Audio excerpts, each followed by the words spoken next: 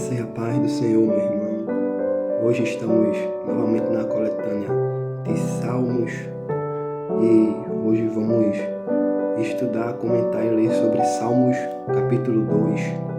Se você estiver com a Bíblia perto de você, para querer acompanhar, você pode ler aí da sua casa. Vamos ler agora Salmos capítulo 2.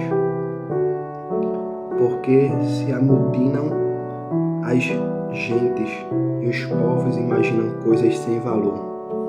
Os reis da terra se levantam e os príncipes juntos se mancomunam contra o Senhor e contra o seu ungido, dizendo: rompamos as suas ataduras e sacudamos de nós as suas cordas. Aquele que habita nos céus se rirá, o Senhor zombará deles. Eu, porém, ungi o meu rei sobre o meu santo monte Sião. Recitarei o decreto. O Senhor me disse: Tu és meu filho, eu hoje te gerei. Pede-me e eu te darei as nações por herança, e os fins da terra por sua possessão. Tu os esmigalharás com uma vara de ferro, tu os despedaçarás como a um vaso de oleiro. Agora, pois, os reis, sede prudentes, deixai-vos instruir, juízes da terra. Servi ao Senhor com temor e alegrai-vos com tremor. Beijai o filho para que se não irem e pereçais no caminho, quando em breve se inflamar a sua ira. Bem-aventurado todos aqueles que nele confiam. Irmãos, esse Salmo 2 é um salmo que traz uma mensagem profética, uma mensagem messiânica. E nesse Salmo 2 aqui fala sobre o governo de Cristo sobre o mundo. É muito interessante a gente saber que mesmo no Antigo Testamento já se falava sobre o Messias, sobre Jesus Cristo. As profecias já apontavam para o seu governo e o seu poder. Então, no Salmo 2, a gente vê aqui a rebelião das pessoas e a vitória do Messias. No versículo 1, a gente vem lendo o seguinte: porque se amotinam as gentes e os povos imaginam coisas sem valor. Então, vem trazendo por que as pessoas se juntam e começam a pensar coisas sem valor. O versículo 2 diz que os reis da terra se levantam e os príncipes juntos mancomunam. Começam a conversar entre si contra o Senhor. Começam a fazer, como se diz, como fosse uma armadilha, ou na linguagem mais popular aqui do Nordeste, né? Como se fizesse uma cocó, né? Uma armadilha contra o Senhor e o seu ungido, dizendo mesmo assim: rompamos as suas ataduras e sacudamos de nós as suas cordas. Vamos nos livrar do seu governo, vamos nos livrar do seu poder. Mas aquele que habita nos céus vai rir, o Senhor vai zombar dessas pessoas, porque o Senhor, Ele é todo poderoso. E no momento que as pessoas se levantam contra Deus, estão se levantando contra o seu próprio Criador.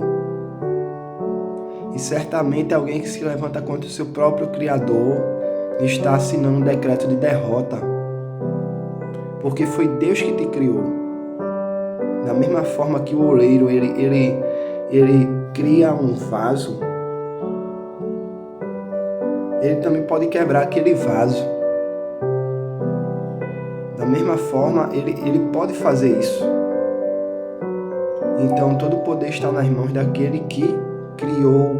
O objeto não tem poder sobre o Criador. Nós, seres humanos, não temos poder sobre o Criador. O Criador que tem poder sobre nós. Que ele pode falar: está bom ou está ruim, esse presta ou esse não presta, esse é descartável e esse não é. Então o Criador tem a soberania sobre a sua criação. Porém, as pessoas aqui nesse texto estavam se rebelando contra o Senhor. se rebelando. No versículo 5 diz: então lhes falará na sua ira, e no seu furor os confundirá. Então Deus ficará irritado com esse tipo de atitude, de ir contra o seu governo, e vai falar com furor e confundirá essas pessoas. Isso me lembra muito aquele texto de Gênesis, da Torre de Babel, da construção, que chegou a um certo ponto que Deus confundiu as línguas daquelas pessoas, e as pessoas não conseguiram alcançar o seu propósito. Então, o versículo 6 vai dizer: eu, porém, ungi o meu rei sobre o meu santo monte Sião, e eu recitarei o decreto. O Senhor me disse: tu és meu filho, e hoje te gerei. Pede-me e te darei as nações por herança, e os fins da terra por sua possessão.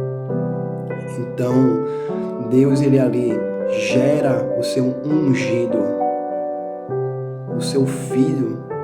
E quem é esse? Jesus Cristo. Ele gera o seu ungido, o seu rei que governará toda a terra, independente da rebelião que existe aqui na terra. O governo está nas mãos de Cristo Jesus. Toda a autoridade, todo o poder está na mão de Cristo Jesus. Por isso que o seu nome tem poder para libertar, para destruir a servidão, para quebrar o jugo, para libertar as vidas de problemas, de vícios, de problemas emocionais, de problemas da vida. O nome de Jesus tem autoridade para libertar pessoas de problemas espirituais que ninguém consegue resolver. Então Deus fala: eu porei o meu ungido, o meu rei vai governar sobre a terra, e vou lhe dar poder sobre toda a terra, e tu os esmigalharás com uma vara de ferro, tu os despedaçarás como a um vaso de oleiro. Agora, pois, ó reis, sede prudente e deixes instruir juízes da terra. Então, no meio de tanta rebelião, nesse cenário bíblico aqui, que os povos se levantam contra o governo de quem? Do Messias. Deus fala o seguinte: toda a autoridade está na mão dele. Se ele quiser, ele pode esmagar vocês que estão se levantando contra o seu governo. Porém, vou dar um conselho para você, reis e governantes da terra. Tomem para vocês juízes que possam instruir vocês. É melhor do que vocês agirem de forma imprudente e ir contra o governo de Deus. Porque qualquer um que vai contra o governo de Deus vai ser derrotado. É uma consequência inevitável.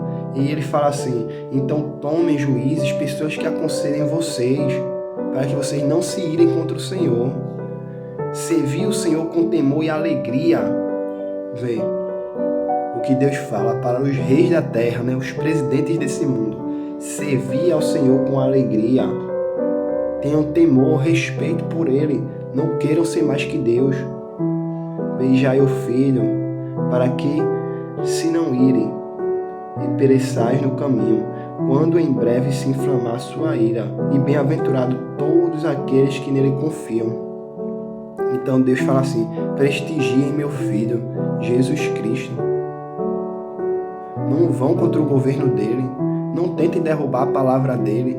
Não tentem calar a voz daqueles que proclamam o nome de Jesus. Deus está falando isso para qualquer um aqui, não somente para os reis da terra, não somente para os governantes, os previdentes, os deputados, os vereadores, não somente para essas pessoas. Ele está falando para você também. Que não calem a boca daquele que fala de Deus. Não tentem derrubar o governo do Senhor, porque todo aquele que se levanta contra a palavra de Deus e contra o povo de Deus, a igreja do Senhor, está lutando contra o próprio Deus, meu irmão. Quando Paulo estava indo com a carta que o permitia perseguir e matar cristãos, ele teve um encontro com Jesus Cristo no caminho de Damasco. Jesus Cristo aí já tinha morrido e ressuscitado. Veja bem, já tinha morrido e ressuscitado. Por isso que Cristo vive. E quando o apóstolo Paulo estava indo com os seus soldados, que ele se chamava Saulo antes do encontro com Jesus, pelo caminho de Damasco, para perseguir e matar cristãos, o próprio Senhor Jesus Cristo se revela a ele, faz com que ele fique em meio a um brilho de luz e ele cai. A palavra do Senhor diz que ele cai. Porém, os soldados ao redor dele viram a luz, viram Paulo caído no chão, mas não escutaram o que ele escutou. E sabe o que Jesus Cristo disse? Paulo, Paulo, Saulo, Saulo, né? Que era Saulo ainda. Por que me persegues? Poxa, mas Jesus Cristo já tinha morrido e ressuscitado, não estava aqui mais nesse mundo. Como que Paulo perseguia Jesus Cristo? Porque ele perseguia a sua igreja. E quem mexe com a igreja do Senhor está mexendo com o próprio Deus, porque é a responsabilidade dele. É a mesma coisa de alguém querer mexer com o seu filho. Quem mexer com o seu filho está mexendo com você. É inevitável alguém mexer com o seu filho e não se encontrar com você no meio do caminho. A mesma coisa é quem mexe com o governo de Deus, quem mexe com aquelas pessoas que são separadas, são ungidas pelo Senhor. Você, uma hora ou outra, vai ter um encontro com ele no caminho, do mesmo jeito que Paulo teve. Por isso que o Salmos 2 ele fala sobre a rebelião das pessoas contra Deus e a vitória do Messias contra elas. Porque são 2000 anos de história mesmo, e a igreja prevaleceu até hoje. Muitos quiseram calar a boca da igreja do Senhor. Muitos quiseram fazer parar a mensagem do Senhor, se rebelando contra o governo do Senhor. Porém, a igreja do Senhor prevaleceu até hoje, 2000 anos, e até hoje prevalece. E todos aqueles governos que tentaram calar a boca de Deus, todos foram destruídos e hoje não existem mais. Não existe mais, só está a história aí para contar que um dia eles existiram. Então, aqui a palavra fala sobre o próprio Cristo no Antigo Testamento. É muito interessante isso. O Antigo Testamento apontando para o Novo Testamento, falando, ele é o Messias, escutai o que ele diz, seguir suas palavras, seguir seu ensinamento.